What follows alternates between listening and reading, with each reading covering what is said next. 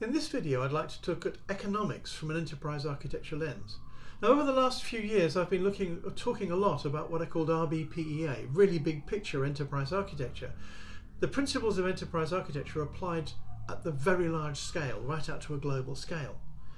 Now one of the things that's happened with this pandemic is that it's really highlighted all manner of huge flaws in our current notions of economics. One of the things that's useful to remember is that economics literally translates as the management of the household. And while most people, when they talk about economics, talk about money, if we look at it in terms of the management of the household, then yes, sure, money is part of managing the household, but it's certainly not the only part. And if we compare it to an ordinary household, then managing the money, while it may not be easy, is arguably the easiest part of managing a household. So that economics literally means everything in the global context about how people interrelate.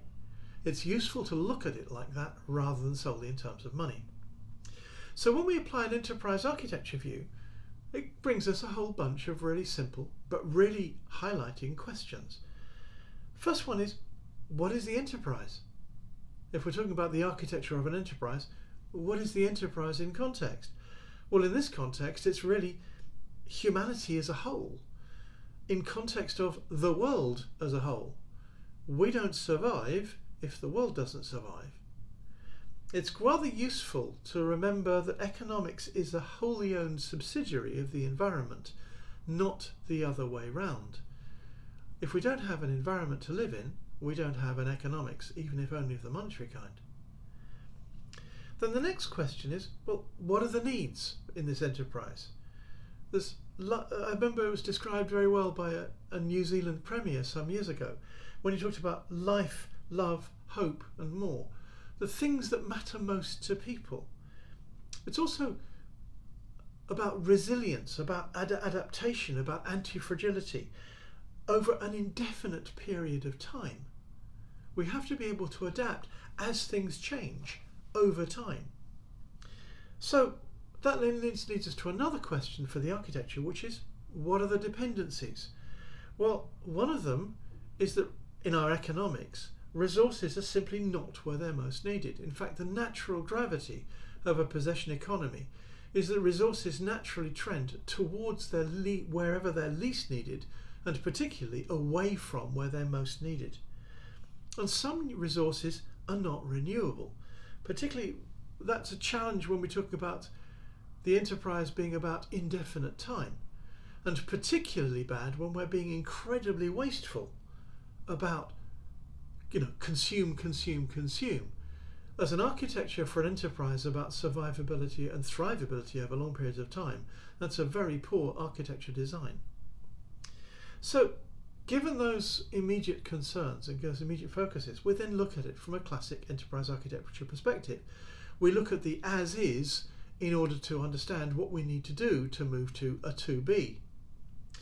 What we've got really visible now is high fragility. A just-in-time supply chain model is not exactly robust when anything in that chain breaks down. If there are any delays anywhere in the chain, everything breaks down. This is not a good design. We've also got low durability with this whole resource wastefulness. Helium, for example, we've only got about 11 years of it left at the moment, and there's no possible replacement.